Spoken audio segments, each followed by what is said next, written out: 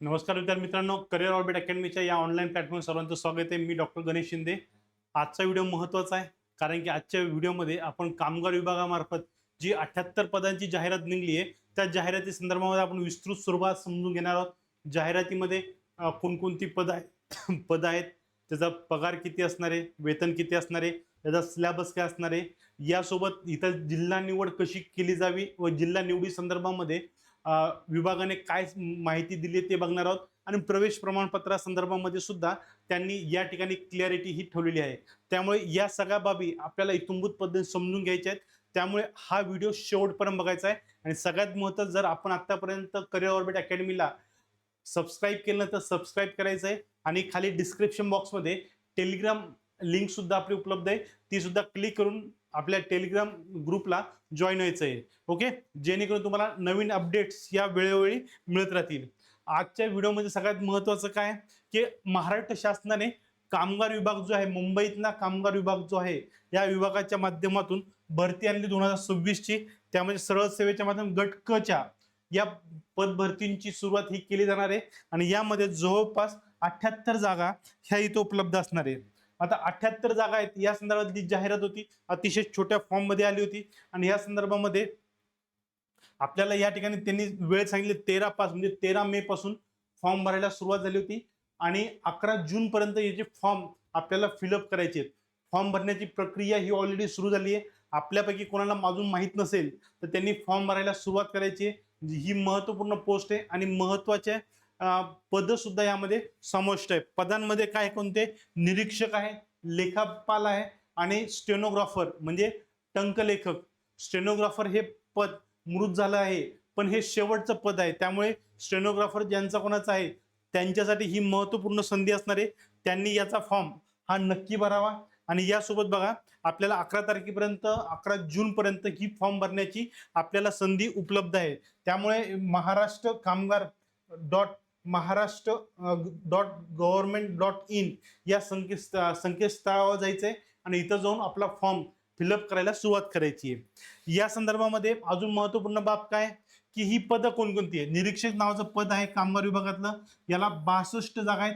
चांगल्या जागा आहेत, बऱ्यापैकी चांगल्या आहेत। 62 जागांसाठी ही जाहिरात आहे। आणि S13 श्रेणीची काय आहे, वेतन श्रेणी या ठिकाणी आहे। S13 म्हणजे ग्रुप बी च्या लागोलाग खाली असलेलं ही वेतन श्रेणी आहे। आणि याचा पगार किती आहे, 34,400 ते 1,12,400 रुपयापर्यंतचा याचं वेतन हे असणार आहे। आणि मॅक्सिमम असं म्हणलं जातं की याची प्रारंभिक जे वेतन हातात येईल तुम्ही जॉईन झाल्यानंतर, हे साधारणतः 60 ते 70 हजाराच्या जवळपास तुमचं हे प्रारंभिक हातामध्ये असलेलं वेतन असणार आहे। त्यामुळे हे महत्त्वपूर्ण पद आहे। वेतन श्रेणी सुद्धा चांगली आहे आणि वेतन हातामध्ये सुद्धा चांगलं पडणार आहे। हे जॉब मुख्यतः मुंबई मध्ये असणार आहे, त्यामुळे महत्त्वाचं आहे। त्यासोबत लेखापाल, आता लेखापालच्या संदर्भात काय, आता निरीक्षकच्या संदर्भात एक महत्त्वाची बाब राहिली बघा। या ठिकाणी तुमची कोणतीही पदवी चालते, काय कोणतीही पदवी या ठिकाणी चालते। म्हणजे तुम्ही कोणत्याही पदवीतला असाल तर तुम्हाला निरीक्षक पदासाठी फॉर्म भरता येणार आहे। 62 जागा आहे, मोर दॅन सफिशियंट आहे, हे लक्षात ठेवा। यानंतर लेखापाल अकाउंटंट आहे, यासाठी मुख्यतः तुमचं कॉमर्स असणं गरजेचं आहे। कॉमर्स बॅकग्राऊंड मधली तुमची पदवी ही या ठिकाणी महत्त्वाची मानली जाणार आहे। कॉमर्स पदवी ही महत्त्वाची आहे। या आधारावरती 12 पदांची इथं जाहिरात असणार आहे। आणि याची वेतन श्रेणी सुद्धा बघा, S13 आहे, ग्रुप बी च्या जवळ आहे, जस्ट पाठीमाग 34,400 ते 1,12,400 पर्यंतचं वेतन श्रेणी आपल्याला या ठिकाणी मिळणार आहे। आणि याचं सुद्धा नियर अबाउट 60,000च्या जवळपास वेतन इन हँड आपल्याला पहिलं इन हँड वेतन यामध्ये असणार आहे। यानंतर लघु टंकलेखक असणार आहे, यामध्ये 4 पद आहे। आणि S8 कॅटेगरी मधलं इथलचं काय आहे, वेतन श्रेणी आहे। यामध्ये आपल्याला 25,500 ते 81,100 रुपयापर्यंतचं वेतन हे आपल्याला इन हँड भेटतं।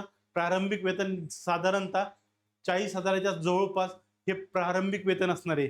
त्यामुळे महत्त्वाचं आहे ही पद आणि त्यांची वेतन श्रेणी आणि त्याची असलेली संख्या, हे टोटल किती आहे, 78 संख्या आहेत। 78 पद ही भरली जाणार आहे।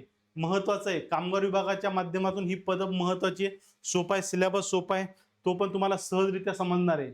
ओके, आता याच कामगार विभागाच्या भरती संदर्भामध्ये करिअर ऑर्बिट अकॅडमी आपल्यासाठी संपूर्ण सरळ सेवा बॅच आणि कामगार विभागाची बॅच जी आहे ती आपण सुरू केलेली आहे.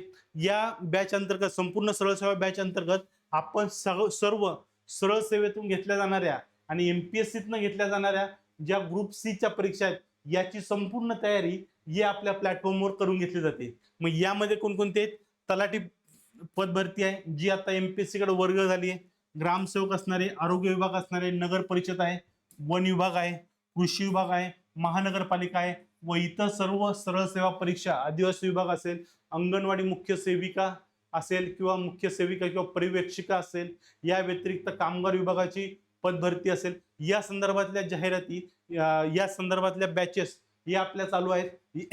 यामध्ये एमपीएससी, टीसीएस, आयबीपीएस या तिन्ही पॅटर्न नुसार आपल्याला एकत्रितरित्या शिकवलं जातं. म्हणजे काठिण्य पातळी समानतेच्या आधारावर आपण चालतोय.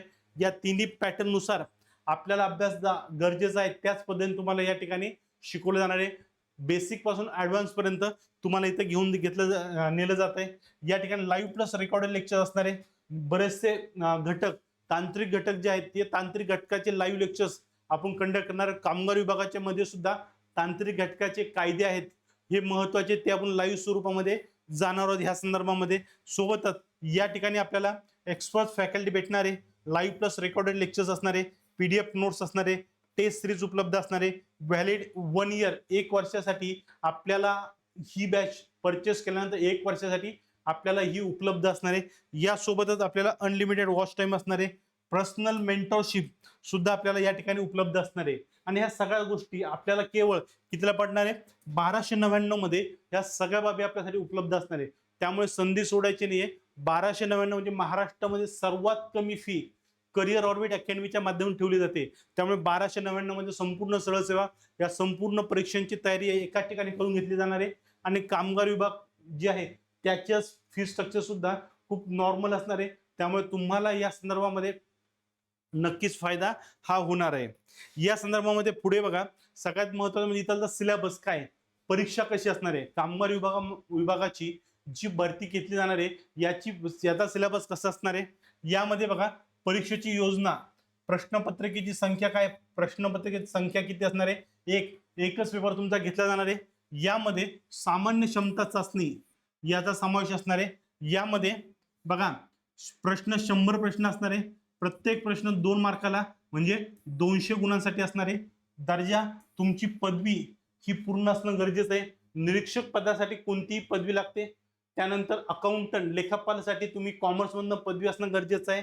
आणि टंकलेखक साठी तुमचं सर्टिफिकेट महत्वाचं असणार आहे. ओके, माध्यम कोणतं आहे, मराठी आणि इंग्लिश या 2 माध्यमातून हा पेपर विचारला जाणार आहे. वेळ असणार आहे 2 तासाचा पेपर असणार आहे. आणि वस्तुनिष्ठ प्रश्न, बहुपर्यायी प्रश्नांचा समावेश यामध्ये प्रामुख्याने हा होताना दिसून येणार आहे. यामध्ये बघा, मराठी भाषा हा एक विषय असणार आहे, इंग्रजी भाषा या दोघांचा समावेश हा असणार आहे. या 2 विषय जे आहेत याच्यावरती 15 प्रश्न असणार आहे, प्रत्येकी 2 गुणासाठी बरोबर 30 गुण. ओके, 15 प्रश्न. ही सेम गोष्ट इंग्लिश संदर्भामध्ये 15 प्रश्न, प्रत्येकी 2 गुण. प्रत्येक प्रश्नाला 2 गुण म्हणजे 30 गुणासाठी असणार आहे. यानंतर बुद्धिमापन चाचणी असणार आहे. बघा, बुद्धिमापन चाचणी म्हणलं इथे, बुद्धिमापन चाचणी सुद्धा 15 मार्का प्रश्न असणार आहे, प्रत्येक प्रश्न 2 मार्कासाठी बरोबर 30 गुणांसाठी असणार आहे. या व्यतिरिक्त सामान्य ज्ञान, इतिहास, भूगोल, भारतीय अर्थव्यवस्था, त्यानंतर चालू घडामोडी, राज्यशास्त्र, सामान्य विज्ञान, अंकगणित यांचा समावेश असेल. या प्रत्येकासाठी पण किती, 15 प्रश्न, प्रत्येक प्रश्न 2 मार्काचा आणि 30 गुणांसाठी असणार आहे. ओके, अंकगणित सुद्धा वेगळा ठरवला आहे त्यांनी.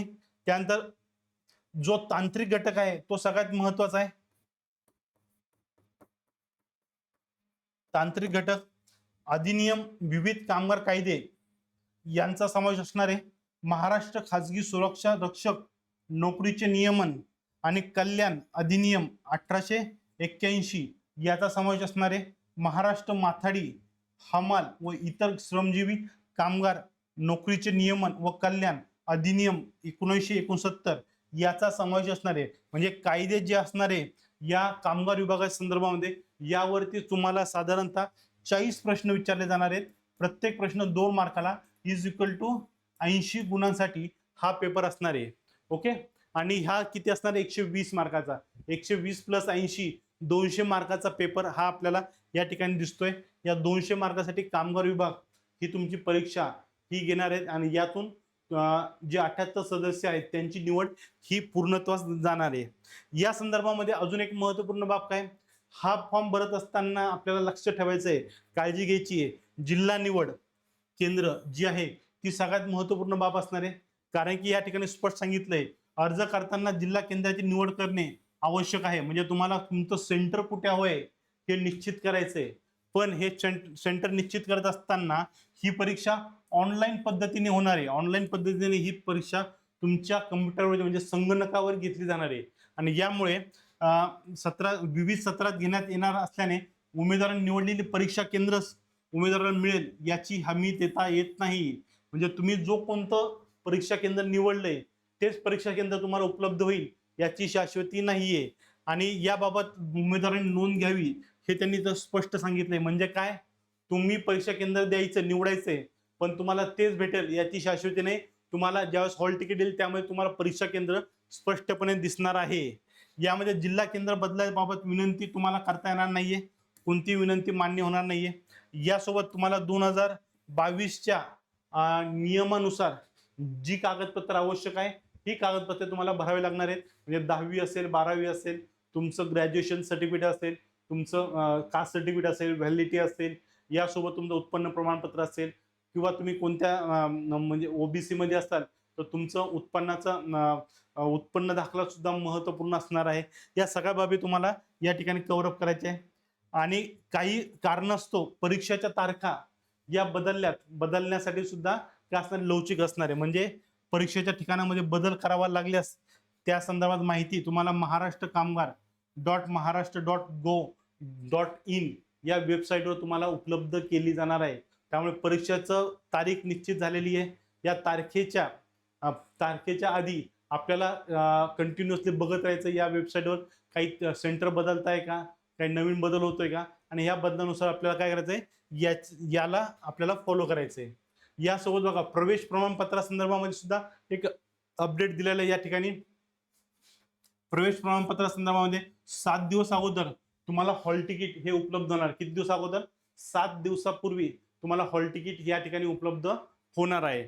आणि उपलब्ध झाल्यानंतर यावरती उमेदवार स्वतःचे प्रवेश प्रमाणपत्र आणणे सक्तीचे असणार आहे. म्हणजे परीक्षेच्या वेळी हॉल तिकीट सोबत घेऊन जाणं गरजेचं आहे. यासोबत त्यांनी आपला नोंदणीकृत जो मोबाईल नंबर असेल किंवा ईमेल ID असेल यावर सुद्धा तुम्हाला या संदर्भातली माहिती ही उपलब्ध होणार आहे. यासोबतच जर तुम्हाला हॉल तिकीट भेटलं नाही म्हणजे परीक्षेच्या 7 दिवसात ते हॉल तिकीट येणार, जर तुम्हाला हॉल तिकीट आलं नाही तर परीक्षेच्या 3 दिवसा अगोदर प्रवेश प्रमाणपत्र प्राप्त न झाल्यास अर्ज केलेल्या आवश्यक माहितीसह संकेतस्थळावर तुम्हाला भेट द्यायची आहे. आणि या ठिकाणी हेल्प डेस्क नावाच्या क्रमांकावरती संपर्क साधायचा आहे. आणि या माध्यमातून तुम्हाला तुमचं हॉल तिकीट जे असेल ते मिळणार आहे. यासोबत तुम्हाला तुमचं ओळखपत्र आधार कार्ड असेल पॅन कार्ड असेल ज्यावरती फोटो आहे इलेक्शन कार्ड असेल हे तुम्हाला सोबत बाळगायचे जेणेकरून तुम्हाला एक्झाममध्ये तुम्हाला तुमचं आयडेंटिफिकेशन करण्यासाठी त्याचा उपयोग हा केला जाणार आहे. त्यामुळे महत्त्वाच्या 2 गोष्टी महत्त्वाच्या बघा इथे. एक तर तुम्हाला जे काही केंद्र निवडले जाणार ते तुमचं फायनल असणार नाही हे स्पष्ट केलं आहे. 7 दिवसा अगोदर तुमचं हॉल तिकीट भेटणार आहे. आणि जर तुमचं हॉल तिकीट आलं नाही तर परीक्षेच्या 3 दिवसापूर्वी पर्यंत जर हॉल तिकीट आलं नाही तर तुम्ही जो हेल्प डेस्क नंबर दिलेला आहे त्यावरती संपर्क साधायचा आहे आणि आपलं हॉल तिकीट प्राप्त करायचं. हे महत्त्वपूर्ण अपडेट आहे. यासोबत बघा आपल्या करिअर ऑर्बिट अकॅडमीच्या प्लॅटफॉर्मवरती आपले एवढे सगळे कोर्सेस सध्या रन आहे आणि इतरही कोर्सेस आपले रनिंगमध्ये चालू आहेत. त्यामुळे आपल्याला ह्यातला कोणताही कोर्स घ्यायचा असेल, महिला बालविकास असेल, तलाठी भरती असेल, दारूबंदी असेल, चौकीदार असेल, तलाठी भरती असेल, ग्रामसेवक असेल, वनसेवक असेल, या कोणतेही बॅच असेल तर ही बॅच फक्त आपल्याला कितीला भेटणार आहे 699 रुपयाला बॅच उपलब्ध असणार आहे. याला अपवाद आहे. अपवाद कोणता आहे, एक म्हणजे चौकीदार 499 ला आणि महिला व बालविकास 499 ला सध्या उपलब्ध आहे. नंतर याची सुद्धा फी वाढ ही केली जाणार आहे. ओके. या सगळ्या बॅचेस आपल्या उपलब्ध आहेत 699 मध्ये, आणि आपली संपूर्ण सरळ सेवा बॅच जी आहे ही फक्त 1299 मध्ये आपल्याला उपलब्ध आहे. हे फी स्ट्रक्चर जे आहेत महाराष्ट्रामध्ये सर्वात कमी स्वरूपामध्ये हे फी स्ट्रक्चर आपल्यासमोर उपलब्ध आहे. यापेक्षा कमी फी कुठेही उपलब्ध होणार नाही, आणि जिथं उपलब्ध होईल तिथं क्वालिटीमध्ये किंवा क्वांटिटीमध्ये हे काय होणार आहे, कॉम्प्रोमाइज असणार आहे. त्यामुळे इथं कॉम्प्रोमाइज कशात बाबतीत नाहीये. तुम्हाला पूर्ण सिलेबस हा तुमचा इथं शिकवला जाणार आहे.